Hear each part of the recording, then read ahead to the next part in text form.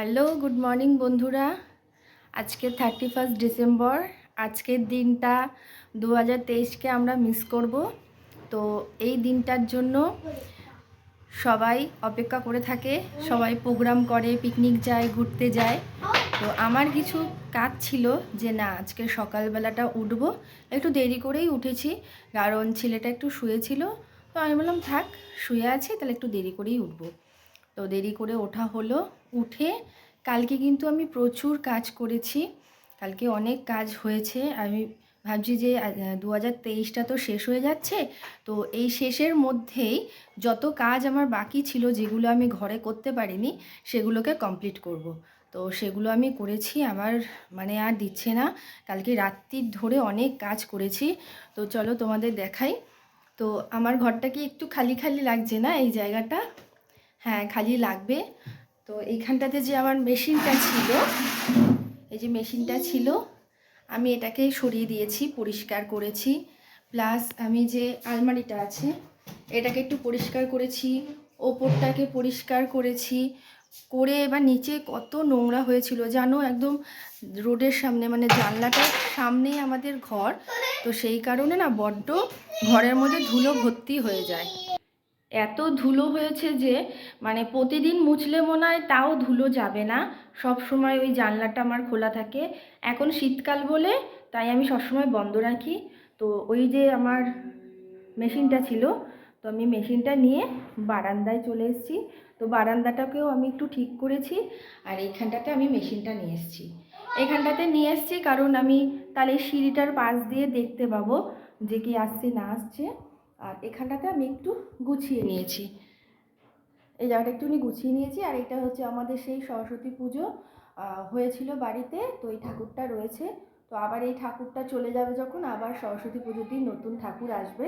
তো 2023-এ যেন প্রত্যেকটা মানুষের কিছু না কিছু হারিয়েছে, কিছু ভালো হয়েছে, বেশিরভাগই মানুষের ক্ষতিই হয়।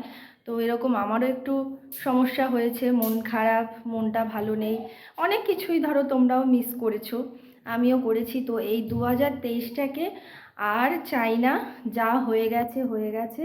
এইবার 2024কে আমরা চাই যাতে সেটা যেন খুব ভালো হয় প্রত্যেক মানুষের জন্য। দেখো, প্রত্যেকটা মানুষেরই কিছু না কিছু সমস্যা আছে, কিন্তু সেগুলো যেন সব ঠিক হয়ে যায়। আর ভালো লাগে না গো, সবসময় সমস্যা, অসুবিধা, এগুলো আর ভালো লাগে না। তোমাদেরও নিশ্চয়ই এরকম কোনো অনেক সমস্যার মধ্যে পড়েছো। আর এই 2023টাকে গুড বাই, এখানেই দি এন্ড করে দাও। তো আজকের দিনটা তোমরা ভীষণ আনন্দ করো, পিকনিক করো বা যে যেখানেই যাচ্ছ খুব আনন্দ করো। আজকের দিনটাকে ভীষণ ভীষণভাবে মনে রেখো না, আজকে আনন্দ করো যে যেটা হয়ে গেছে হয়ে গেছে, সেটা আর কখনোই ফিরে আসবে না কোনো দিনও। তো এখন নতুন যেটা বছরে আসছে, সেটাকে ভাবনা চিন্তা করো, তোমরা সামনের দিকে এগিয়ে যাও, অনেক কিছু করার চেষ্টা করো। জানি সবাই সব কিছু জানে, করতে পারে, চেষ্টা করো সেগুলোকে নিয়ে আরও অনেক দূর এগোতে। আমি এই ঘরটায় চলে এসেছি, আর এই ঘরটা একটু গোছানো আছে। ছেলে এগুলো সব ছিঁড়ে দিয়েছে, যাক যবে ও বড় হবে তবেই ঠিক করবে। তো এখানটাতেও আমি একটু গুছিয়ে রেখেছি, শুধু এখানে একটু চাদর পাতলেই একটা হয়ে যাবে। তো মোটামুটি আমার এইখানকার কাজগুলো কমপ্লিট হয়ে গেছে, কিন্তু এখনও ঘরটা মুছবো, মানে 2023-এ ঘর মুছে পুরো সাফ করে দেবো, পরিষ্কার করে দেবো, কোনো কিচ্ছু নোংরা রাখবো না। তো এখন সেটাই করা বাকি আছে। তো সকালবেলা উঠেছি, অনেক কিছুই কাজ হয়নি। তো আমি এখন ওই জামা কাপড়গুলোকে গোছাবো, চলো গুছিয়ে নিই। তো এখানে যে জামা কাপড়গুলো আছে কেচেছিলাম, সেগুলোকে এখন গোছাবো। আর সোনার কম্পিউটার টেবিলটাকে এখন একটু গোছাবো, এটা পরিষ্কার করব।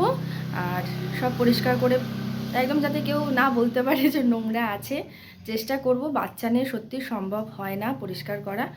গুছিয়ে নিই তাড়াতাড়ি করে, কাজটা এগিয়ে যাবে। নিচের ঘরে এসছি। তো নিচের ঘরে কালকে সোনা সব খেলনাগুলো নিয়ে খেলছিল। তো আর একজনের গায়ে চাদর ছিল না, মানে এই ঘরে কোনো চাদর নেই, সব আছে ওপরে। তো এত ঠান্ডা লাগছিল আমার বরের, খেতে বসে বলছে কিছু একটা দাও, আমার খুব ঠান্ডা লাগছে। এবার কে যাবে এখন ওপরে আনতে? আমি বলছি তুমি এইটা গায়ে দাও। বলে এত মোটা তোমার বিছানার চাদর গায়ে দিয়ে তারপরে বসে ভাত খেয়েছে। তো এই খেলনাগুলোকে এখন তুলে রাখবো। আর ও আসবে, আবার নিচে আসবে যখন খেলতে, তখন নিচে ওই খেলনাগুলো নিয়ে খেলবে। এখন ওপরে খেলছে, তো ওপরে ঘর পরিষ্কার করেছি, সে আর পরিষ্কার থাকবে না, সব একাকার করে রেখে দেবে সারাদিনের কাজ। তো যাই হোক, এই ঘরটা আবার একটুখানি গুছিয়ে নিই। খেলনা গোছানো হয়ে গেছে। এত খেলনা, এখানে খেলনা, ওপরে অনেক খেলনা, তো অর্ধেক খেলনা আমি বিক্রি করে দিয়েছি। আমার মা, মানে আমার বাপের বাড়িতে অনেক খেলনা ছিল, সেগুলো মা কিছুটা বিক্রি করে দিয়েছে আর কিছুটা রেখেছে। মানে ওর বাবার কাছে এত আবদার করে খেলনার জন্য, খেলনা দাও খেলনা দাও। এই একটু একদিন খেলবে, দুদিন খেলবে, তারপর আর ওই খেলবে না। আবার মনে পড়লে তখন খেলবে। আবার বাবার কাছে আবদার করছে আমাকে একটা গাড়ি কিনে দিতে হবে, জেসিবি কিনে দিতে হবে। ও সব সময় শুধু গাড়ি আর গাড়ি।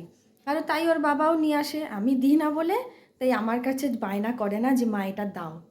এটাই করা উচিত, কিন্তু আমার বরকে আমি বুঝিয়ে পারি না, বলেও পারি না যে ওকে এত গাড়ি কিনে দেবে না, ওকে বুঝতে দাও। ও তো শুনবে না, নাছোড়বান্দা। তো এই নিয়ে জানি না পরবর্তীকালে কি হবে, দেখা যাক। খুব ঝগড়াও করি আমি এই নিয়ে।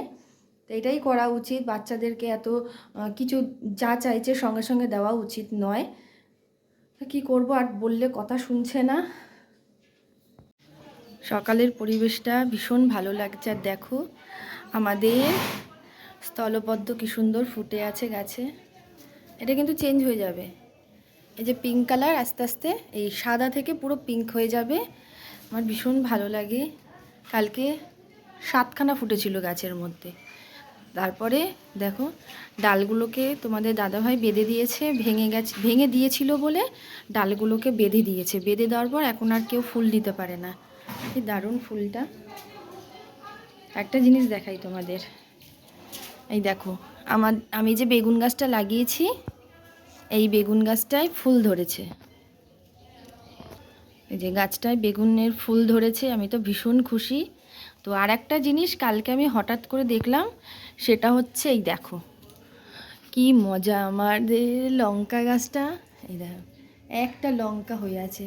হঠাৎ করে দেখছি যে লঙ্কাটা হয়েছে, তো এটা আমিই খাবো, প্রথম বউনি আমিই করবো। আর আমি যে গাছটা পুঁইশাক গাছটা লাগিয়েছিলাম, এই সেই পুঁইশাক গাছটা একটা গোড়া, মানে পুঁইশাক নিয়ে এসেছিলাম, তার গোড়াটাকে এখানে লাগিয়েছিলাম। লাগানোর ফলে এই পুঁইশাক গাছটা হচ্ছে।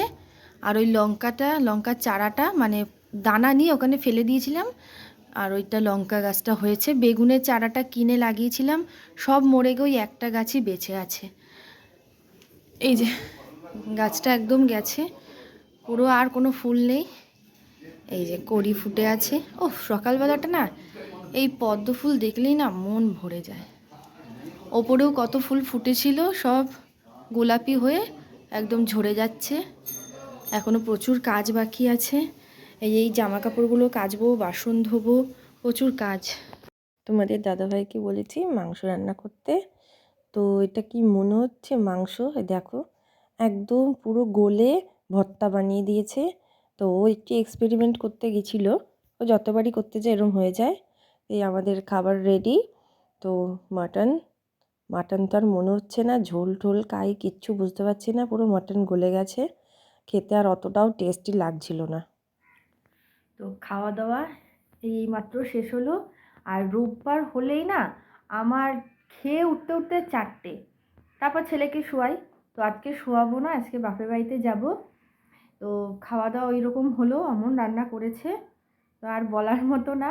তো আমি যখন জামা কাপড় ধুচ্ছিলাম, তো আমি যেই গরুটাকে খেতে দিই, তোমরা অবশ্যই দেখেছো, একটা গরু আসে, একটা নয় অনেকগুলো গরুই আসে। সেই গরুগুলোর মধ্যে একটা গরু এসে দাঁড়িয়ে আছে আমার গেটের সামনে, এসে মাথাটাকে এরকম এরকম করছে, মানে এবার খাবার দাও। তো আমি বললাম দেখ আজকে কিচ্ছু হয়নি, আমার ঘরে আজকে রুটিটাও পর্যন্ত ছিল না। কালকে একদম গোনাগুনতি রুটি করেছি। এমনি আমার ঘরে রুটি থাকে, মাঝে মাঝে এক্সট্রা থেকে যায় যখন গরুগুলো আসে। তো চোকলা, মানে সবজির চোকলা, রুটি আমি এগুলো দিই, সে গরুটা জানে। এবং অনেকগুলো গরু, কালো রঙের গরু আসে। তো আমি অনেকক্ষণ প্রায় 5 থেকে 6-7 মিনিটের মতো দাঁড়িয়ে আছে। আমি বলছি চলে যাও, আমার কাছে আজকে কিচ্ছু নেই, আমার কাছে কিছু নেই, চলে যাও, আমি অন্য দিন দেবো। সেই গরুটা ওইখানে ঠায় দাঁড়িয়ে শুধু মাথা নাড়ছে, আমার দিকে তাকিয়ে আছে।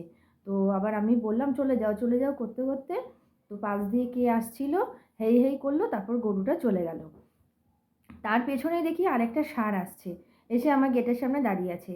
আমি বললাম আজকে আমার কাছে কিচ্ছু নেই, সবাই দেখি আসছে। তো চলে গেছে গরুটা। মানে এরকম হয় না, গরু, বিড়াল, কুকুর, আমার কাছে যদি সত্যিই খাবার থাকে, যে খাবার পর বেঁচে থাকে, সেই খাবারটা আমি দিই বলে না, কুকুর বলো গরু বলো আসে আমার কাছে। তো বিড়ালটা আসে এখানে, তো বিড়ালের জন্য বাইরে দিয়ে রাখি, যদি থাকে অল্প, আর না হলে যদি একটু বেশি থাকে, তো আমার গেটের সামনে একটা কালো কুকুর এসে বসে থাকে, তাকে আমি দিই, খেয়ে চলে যায়। বাবা ছেলের খুনসুটি দুষ্টুমি করছে। তো আজকে ভিডিওটা ভালো লাগলে অবশ্যই লাইক, কমেন্ট, শেয়ার ও সাবস্ক্রাইব করে আমাকে ফলো করে নেবে।